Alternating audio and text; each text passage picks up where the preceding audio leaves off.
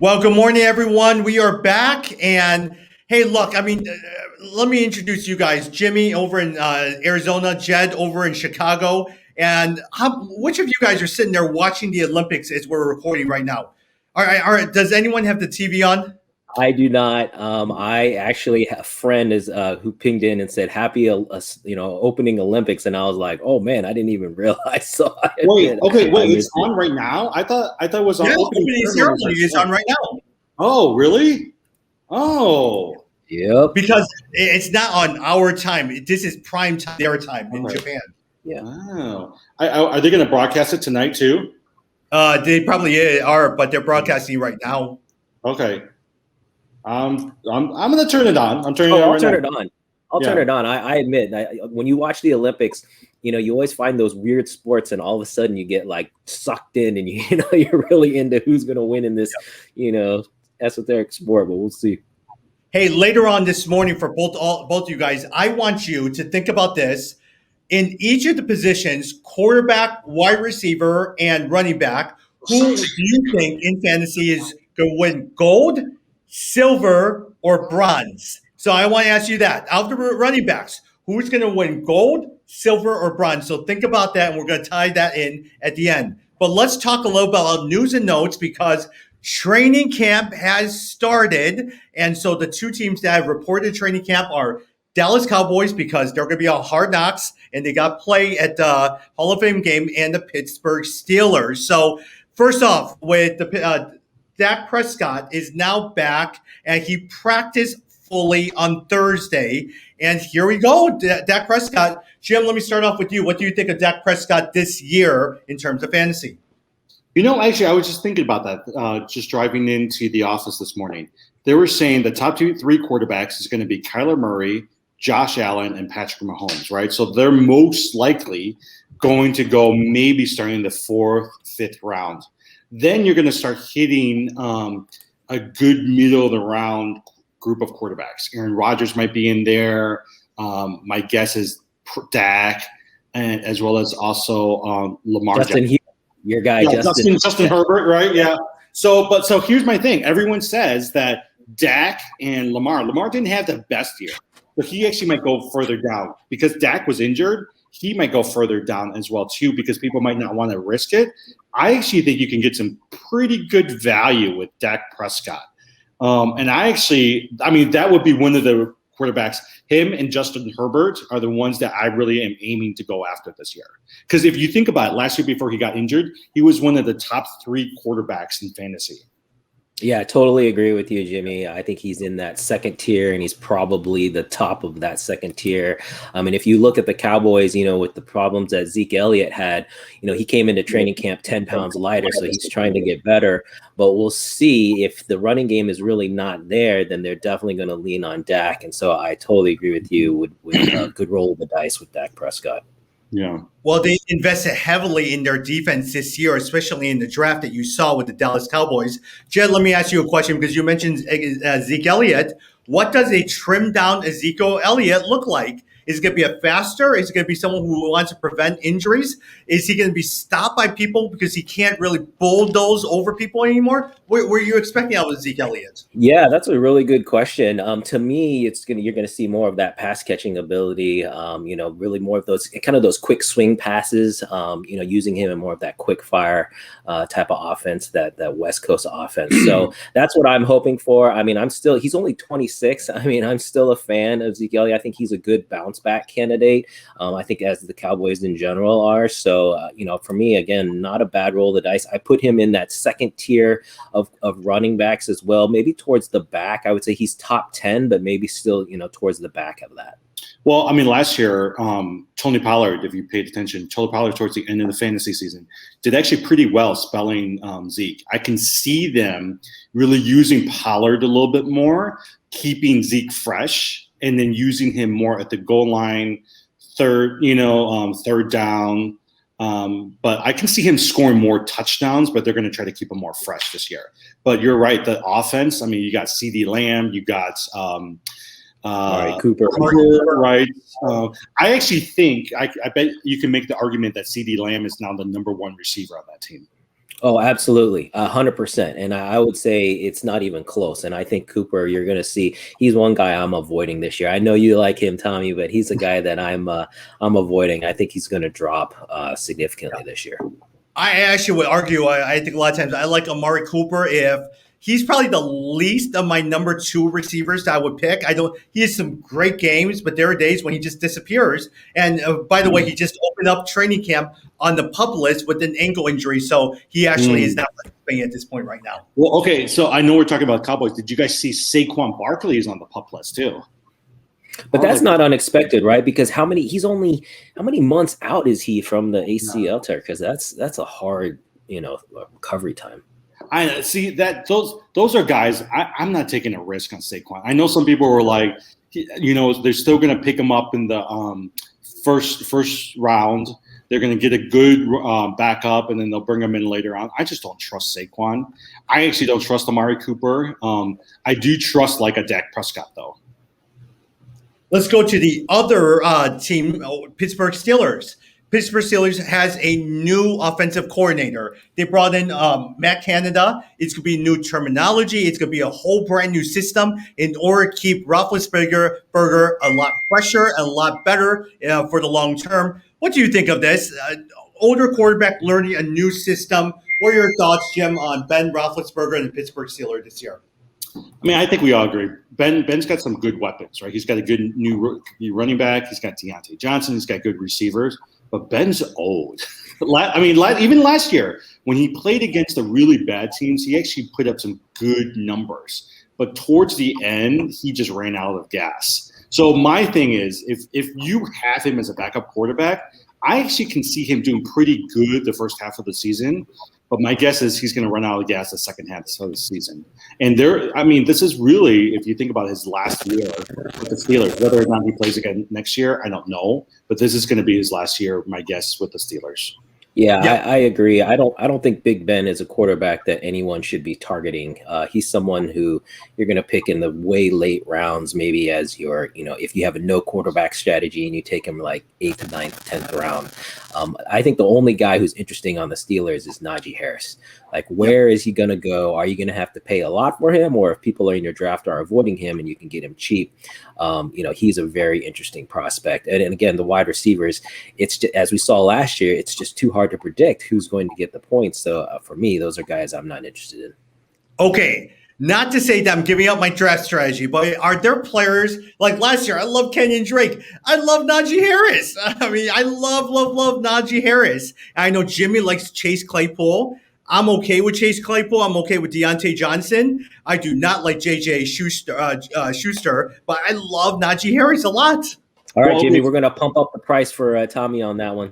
Okay, so that's interesting. I was reading through some of the Yahoo. Some people were starting to do mock dynasty drafts, right? And there was this particular dynasty drafts where you only focus on rookies. Najee Harris was going number 1 in terms of a dynasty rookie league, and above like Trevor Lawrence, above any of these other guys. But I was like, I can see that. I can see him doing really well. But you might also get to the point where it was like last year with the Kansas City guy, where everybody was all in. He did pretty good for a couple games, and he just disappeared. Yeah, Clyde Edwards-Helaire, definitely tricky with the Kansas City backs. But, again, our league is a keeper league, so it's already slim pickings when it comes to the draft. So I do think Najee Harris is going to command some serious coin in our draft because, as you said, if you get him and he hits, you're a lock for a long time. Yeah, just because of the team of the Pittsburgh Steelers. A lot of times they're going to run the ball. With Kansas City, you have Travis Kelce. You have Tyreek Hill. Pat Mahomes loves to throw the ball. They're not a running team. And so a lot of times, but at the same time, you also know the Pittsburgh Steelers. Look at James Conner a couple years ago, ran the ball. Well, okay, let me ask you, do you guys remember for our dynasty league, is it an auction league or is it a auction? We do auction. Okay, would you spend more than $40 for Najee Harris? It depends, right? So, for example, in my keeper situation, you guys know I got 2 stud backs. I've got both Dalvin Cook and Derrick Henry, so I'm not spending that money. But if I don't have a number 1 running back, $40 is probably pretty cheap out of $100 budget to get a starting running back who will be a lock. For a rookie too, though, you would spend it on a rookie? Well, that's the thing is you're taking a little bit of a chance, right? But again, that means that you get him for however many more years if it works out. So I don't know. It just depends on. I think it depends on your, your positioning and what strengths you have on your team. But $40 is not a bad. Out of 100 is not bad. Yeah. One of the two big news coming out of training camp this week is Cam Akers is injured, tore his Achilles while he was practicing for the season and working out for the season. Here, if you were a GM, so the next man up is Darrell Henderson, and then from that point on, you have Raymond Callis, Jake Funk. No one knows who you are, okay? Here are the options. Who would you pick? You have Adrian Peterson, Duke Johnson, Dion Lewis, LaShawn McCoy, Le'Veon Bell, or Todd Gurley. Jed, who would you pick? Wait, say the list again. Adrian Peterson, Duke Johnson, Todd Gurley, Dion Lewis, LaShawn McCoy, or Le'Veon Bell. Yeah, I like Duke Johnson. We talked about him out of Houston, especially because of the pass catching. They talked about, Cam Akers, of course, has that ability, and I think they want to keep that offense running the same. And so I think Duke Johnson fits in there really, really well. If he were to get signed, I think that would be a hot pickup. Me too, but I am very disappointed Cam Akers is out because I think he was ready for a big season this year. Well, all of the Rams, it's really tricky, right? I mean, with Matt Stafford, you're just wondering now, are they going to have to rely even more on the passing game, which again, I mean, he's definitely getting up there in years. So you just got to see if he can handle that kind of load. Now, I would say with Darrell Henderson, with Malcolm Brown gone over to Atlanta, you have to watch Darrell Henderson. He was supposed to be the starting running back before Cam Akers came out of nowhere, and they drafted Cam Akers. So there's something they saw in Darrell Henderson. Who knows what's going to happen if he gets a consistent opportunity? Will he do well this year? I thought he had at least one or two games where he blew up a little bit. Yeah, I think in the middle of the season, because he wasn't the official starter, in the middle of the season, he actually started, I think, a series of 3 or 4 games. He did okay, but they were always splitting time between the 3 running backs, right? But the games that he did was decent. The only thing is he a number 1 consistent starter? And is going to hold up with all of that pressure. And a lot of the times what they found is most of these running backs just are not holding up during the course of the season.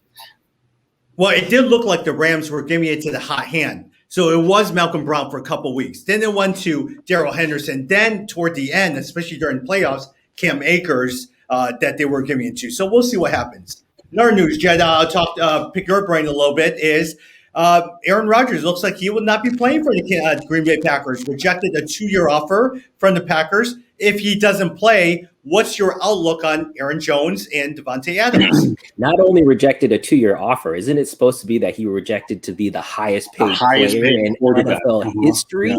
So and everyone's trying to figure out what's his angle, because I don't think the Packers are going to trade him unless they get some really, really good offer. But they're just going to stay pat. Yeah, maybe. I mean, I think his angle is that he's pissed off and he's not going to give in to the man. So, I have always thought Aaron Rodgers he's a prima donna, right? I mean, The bottom line is if you disrespect the guy, he's like a Michael Jordan. He's not going to forgive you. So there's a chance this guy doesn't play. I think there's a chance he sits out, which is just insane. As far as the Packers, as a Bears fan, I'm happy to say without Rodgers, they are going to tank. I have no faith in Jordan Love. That's an interesting, potential there, but I would be staying away from those guys, the skill players. That's not a team that I'd want to be a part of personally. But so I know rosters are starting to open up, right? Some rosters are opening up. Some people are allowing people to pick up free agents. If Jordan Love is out there, that's an intriguing risk to take, to just pick him up, stash him, because you never know. He's got some good weapons around him. Oh yeah, I totally, and we talked about it before, Jimmy. I thought that though, I know you did that in one league. That was a great move because I agree with you. That's one of those situations where he could totally hit, just like Jalen Hurts. Don't forget Jalen Hurts in Philadelphia, guys. This guy did not have a full season under his belt. I think he could hit as well. But you're right. I mean, Green Bay has a track record with bringing in guys we haven't heard of and turning them into superstars. So Jordan Love could be the man.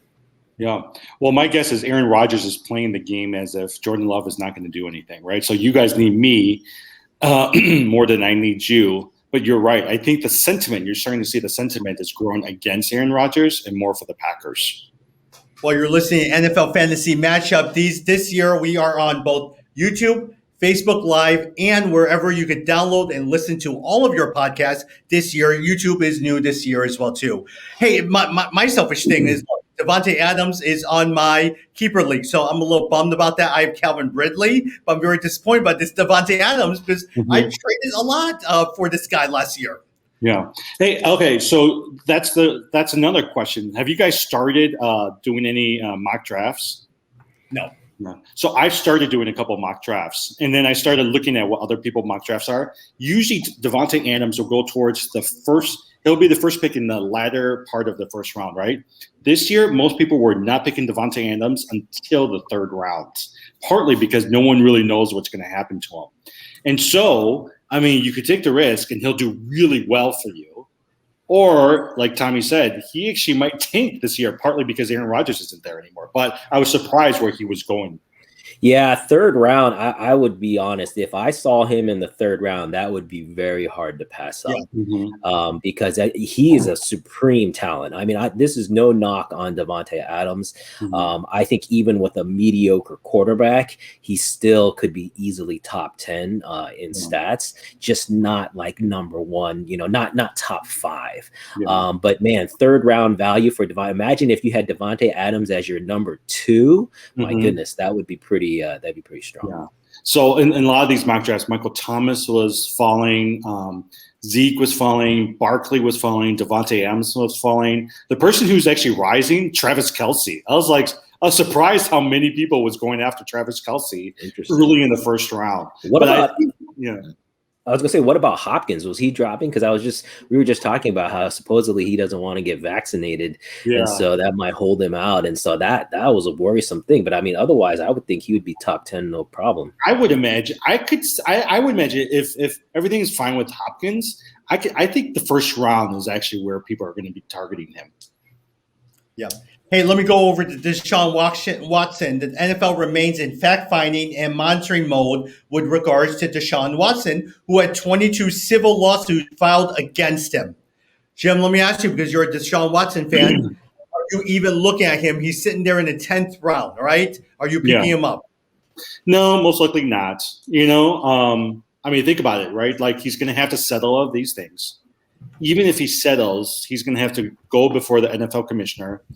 I would say minimum 8 to 9 games. They're going to have to suspend him. I mean, what? You're going to get him for a couple of games by the time he gets back? I just don't think he's worth a roster spot. Now, Dynasty League, though, that might be different. But at least for this year, I don't think he's worth it. Yeah, I agree with you as well. I'm staying away, unfortunately. I'm such a fan, and so I'm really disappointed I hope obviously the allegations aren't true, but it does seem like there's where there's smoke, there's some fire. And so I'm totally staying. Actually, I'm staying away from all of the Texans. Are there any Texans that you would want to draft? I don't even know who's on the Texans roster. I'm going to look. Brandon Cooks is probably your only option you're looking at. Brandon Cooks. Where did Fuller go? Miami. Okay. Yeah, Miami. He went over to Miami. Yeah, but there's really no one. That's what I'm saying. I'm staying away from the Texans, man. No, not even Tommy's favorite, David Johnson.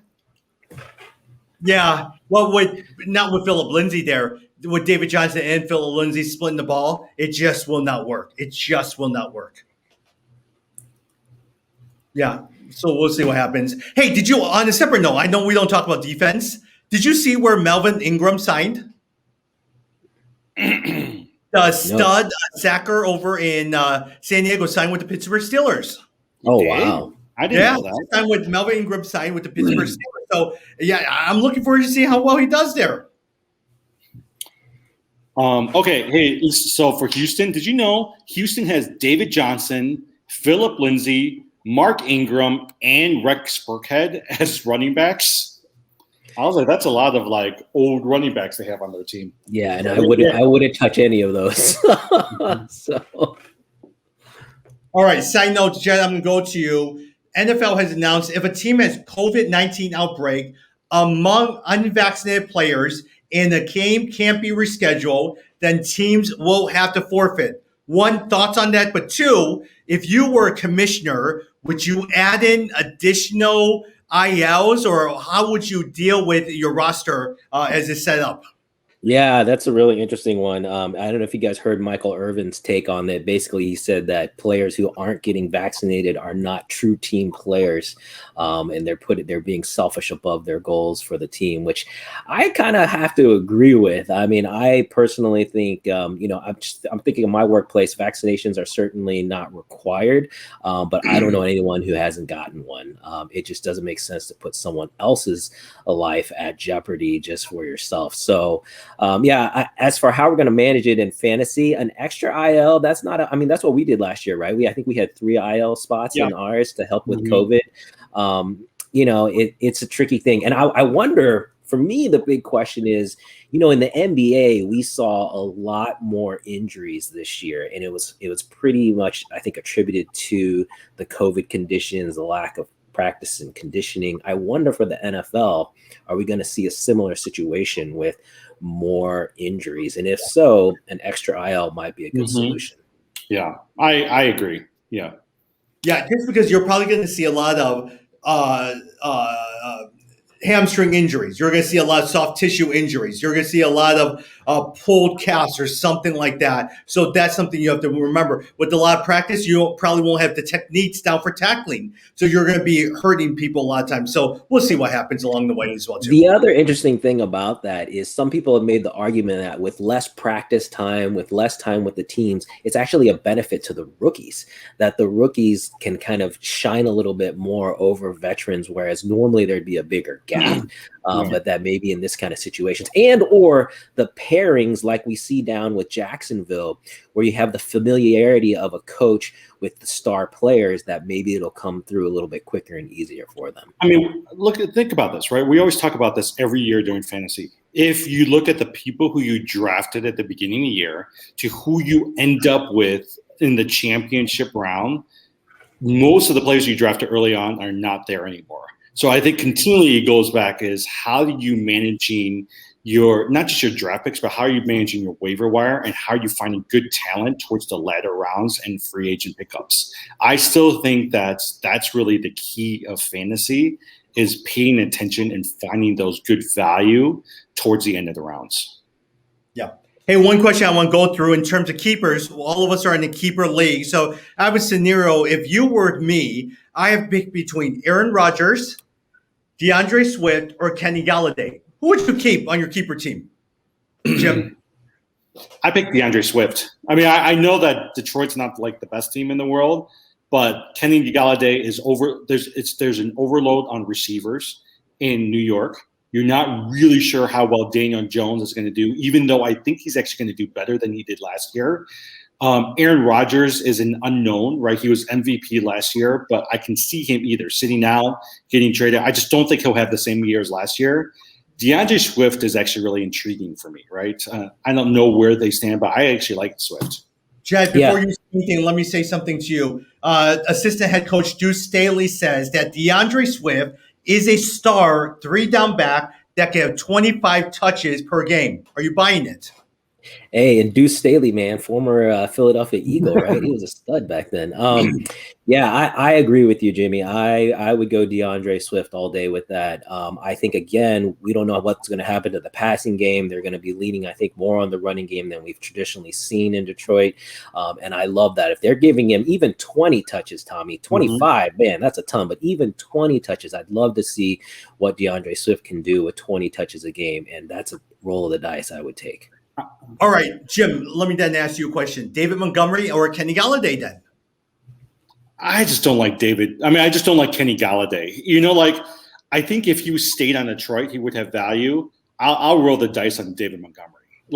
You don't. A lot of people are speculative about David Montgomery though. But wait, was it Montgomery or are we talking about Rodgers? Because if it's Montgomery versus Swift, I think I might go with Montgomery. Before Swift? Really? Yeah. Swift before Montgomery.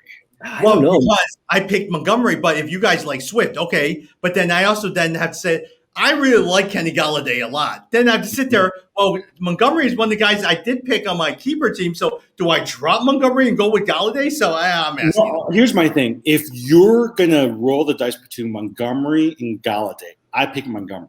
Right? He's got the receiving, he's got the rushing, he's the primary back. Galladay is going to be one of like 3 or 4 receivers on New York, and you're just not really sure he could do really well. But I'll roll the dice on Montgomery. Yeah, I agree that you would go with the running back over the wide receiver, especially given the quarterback situation in New York. Montgomery and Swift, I think they're neck and neck. If you look at the rankings, they're neck and neck. It's probably a toss up.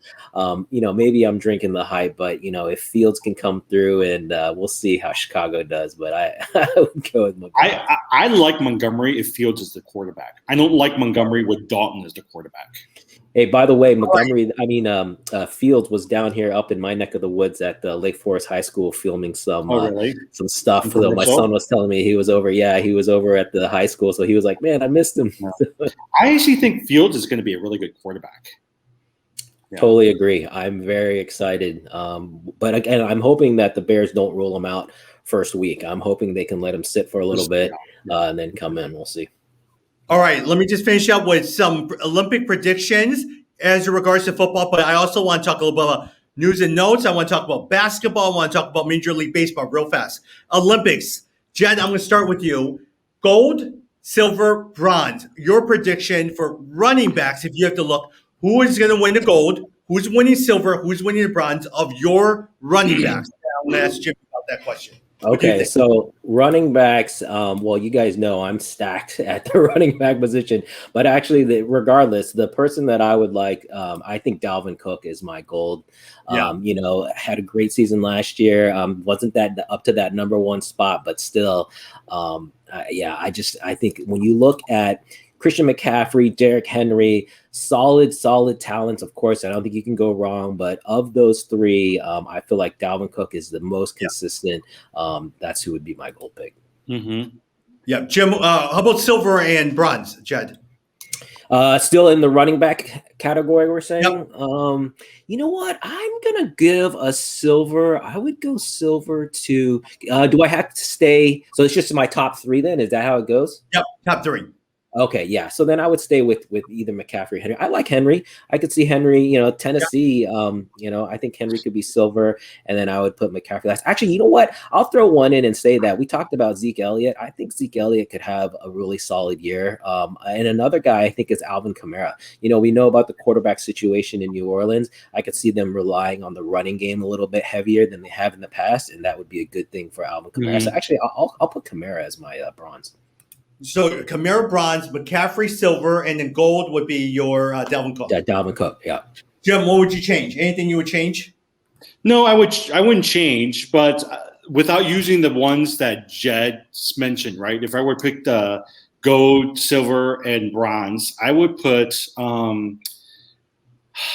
You know what? The people I would really look at, not mentioning the ones that Jed said, I would put. Jonathan Taylor up there with gold. I actually really think Taylor's going to do well. For silver, I actually think Austin Eckler is actually going to have a really good season. And then for bronze, I go back to Najee Harris. I actually think Najee Harris is going to surprise a lot of people. So those are my 3. Jimmy, I always love how you have a better connection to the West Coast. I always feel like the West Coast players better. So you always pick those guys, which is good. It's helpful to have the balance. Jim, why don't you do gold, bronze, silver for wide receivers? Wide receivers. Hold on. Let me pull up the list as I'm talking to you really fast. Wide receivers. Jed, what do you think? Anything on your end if you were to pick gold? Yeah, so the top 5 roughly people are talking about Tyreek Hill. You got Stephon Diggs, Calvin Ridley. I mentioned DeAndre Hopkins, and DK Metcalf. A lot of people are down on Metcalf this year, which is interesting. You know what? For my gold, and Stephon Diggs, he really impressed me last year. And we know Tyreek Hill great talent. Consistency is probably one of the concerns. I'm actually going to go a little bit off script here, and I'm going to go back to the Vikings and say Justin Jefferson. Really? I think is an interesting potential there to be gold. This guy, I don't know, phenomenal talent, really impressed me in last year. I know that's going a little off script, but I'm going to go with Justin Jefferson. And then after him, I'll go with my typical Stephon Diggs, I think, at the Browns, and maybe a Tyreek Hill at the Browns.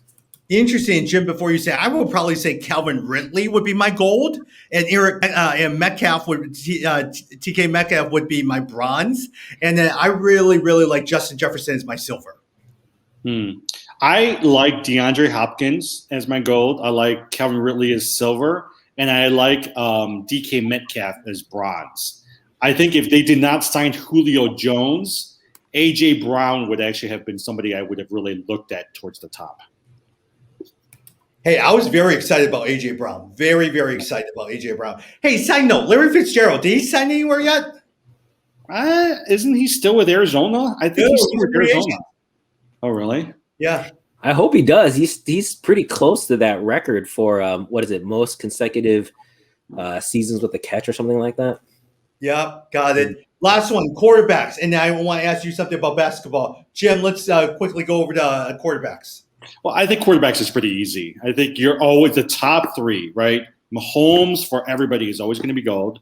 I think Josh Allen has vaulted to number 2 for silver, and I actually think Kyler Murray is going to be bronze. I think that's pretty standard now in everyone's eyes. Yeah, I agree. I think those are, clearly the top 3. I think you can maybe talk about Lamar Jackson in there if he gets a little more consistency. But I think the top 3 is, I agree. I'm a huge Kyler Murray fan. You guys know he's from Oklahoma, and so it's hard not to like him. But man, Josh Allen, that guy really impressed me last year. He's got another year under his belt. I feel like in a lot of ways we've seen what we can get out of Mahomes. Murray and Allen, I feel like still have some more potential. I think I might actually go with an Allen first as my gold, and then maybe even put Mahomes down at the bronze. I think Mahomes is getting into that point of his career. It's like he knows what he can do. He's not trying to do it every game. He's trying to pace himself through the season, get ready for the playoffs, trying to figure out other parts of the offense. I think he's at that point where it's like stats aren't the thing for him. Yeah. Well, hey, look, I mean, at the same time, I benefited last year because Jimmy had Dak Prescott and Josh Allen. And so I traded for Josh Allen because I had Justin Herbert on my roster as a quarterback, and that vaulted me to the championship. I will clearly say I won the championship because of that. My biggest regret last year, I had Murray, I had Prescott, and I had Allen. And I wrote that. I was like, you know what? Prescott's doing great. I'm going to trade the other and I got good assets out of it. But then my quarterback lost it for me. And then my brother picked up Justin Herbert on a free agent. And so, I mean, now I'm going to wait until the end of the season before I make these big trades. Yeah. All right. Jed, as we wrap up here, what did you think about the Bucks winning a championship? Excited, disappointed, Phoenix lost. Excited, man. What an awesome championship. I hope you guys watch. And actually, I don't know if you saw the viewership numbers. It was a big improvement from the Lakers last year. I think 10 million more households paid attention to the championships. Great series. Man, hats off to Milwaukee. I actually was cheering for them. I respect Chris Paul a lot, but I don't like the guy. And so I did not want him to win. And Giannis, who cannot like Giannis? This guy is so genuine, so authentic. Clearly a rising talent. I mean, just unbelievable game. 50 points in the championship game, and a great way. If you guys saw the ending of that 5th game where they had the steal and then the alley-oop dunk. Oh my goodness, that I was screaming at the top of my lungs. It was so great. I also think he was at the right time at the right place, because think about the fluke that allowed him to win the Eastern Conference Finals over Brooklyn, right? Because I think Brooklyn would have gone on and they would have won as well too. But this was an interesting year. Brooklyn did not have Harden. They did not have Irving, and it was just Durant. And I think if they had those two guys, they would have actually gone into the finals. Oh yeah, Brooklyn is definitely. You can already see for next season they open the season as the #1 contender, and they should be. I mean, those three guys, if all healthy, that team is very different. I mean, they still went to 7 games even with just Durant against the Bucks. So I agree, the Bucks capitalize on injuries, but hey, that's a part of every year, man. Injuries are a part of everything, and you still got to give them credit for coming through. It was a great run for them. I'm very happy for the Bucks. Okay, playing devil's advocate, I will argue, and maybe you guys would disagree with me, is Giannis a true superstar in terms of the top 5 or even top 6? I would probably say not yet because of his lack of free throw. Now, he did a really good job making 15 or 17 or 16 of 18 free throws in the last game. But man, in game 4 and game 5, you're following him in the last 2 minutes. That's what you're doing in order to get him to a free throw line. So then do you take Shaq out of your top 5 because of that too? Oh yeah, I would argue that. No. Okay, so that was funny because Reggie Miller was saying the same thing. They were like, everyone's always criticizing Giannis because of his free throws.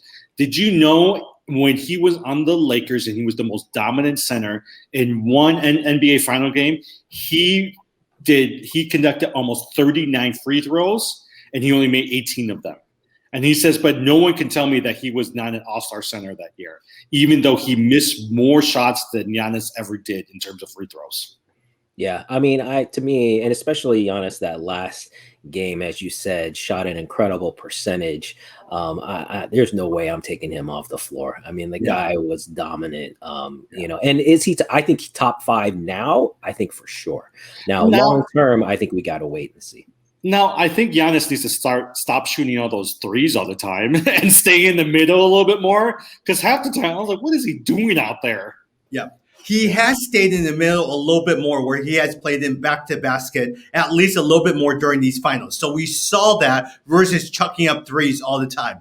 And Drew Holiday, what a great pickup from New Orleans Pelicans. That was the great trade. Oh, that was the guy that I was so disappointed I missed out in our fantasy basketball league was Drew Holiday. I thought he was a great pickup. You know, what really impressed me was his defense. I did not realize how great of a defender was. I mean, essentially, whoever they put him on, that guy was not having a good game. They would switch him between Booker and CP3. It was a great move. I honestly think, though, that you could really criticize Phoenix for not having basically trying to take Giannis more out. I mean, they just didn't have the personnel really to defend. And I think that was the other benefit Milwaukee had. If they had to come up against a team that had bigger guys in the paint, bigger centers who could have played a little bit better defense on Giannis, it would have been a different story. Yeah. Hey, last thing before we run out. Jed, I think I'm on Jimmy now. Jim, if you had a chance, is the USA basketball team going to win gold?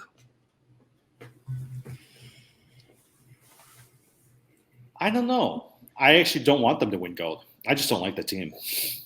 That's interesting. You know, it's funny. My oldest son, said the same thing, that he's not cheering for the U.S. to win. He's cheering for the underdogs. And they already had 2 historic losses, right? Lost to the first African team ever, and then had that other loss. And actually, the team that my son is cheering for is Luka's team. Interesting. You know, Luka is with, what's the name of the country he's from? Lithuania. Yeah. So he's cheering for Lithuania. So, you know, I kind of have to agree. This is, you know, the switch to the international teams have caught up with the U.S. Yeah. Australia has Dellavedova. Amazingly, Argentina has, if you guys don't remember him, Lucas Scola. Oh, yeah. I remember from Houston. Yeah. He was great. 40-something-year-old Luis Scola is on Argentina. Love it. Yeah.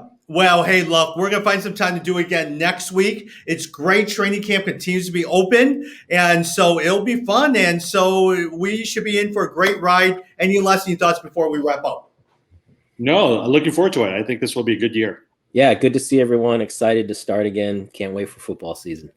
Again, NFL Matchup, we are on podcasts wherever you listen to podcasts. We're on YouTube this year as well as Facebook Live. And one day, if StreamYard allows us to be on Instagram, we'll figure out a way to get on Instagram Reel, Instagram TV. So we're figuring that out right now. So we'll talk soon. More information, go to fantasymatchup.nfl. That's fantasymatchup.nfl. We'll talk soon, everyone.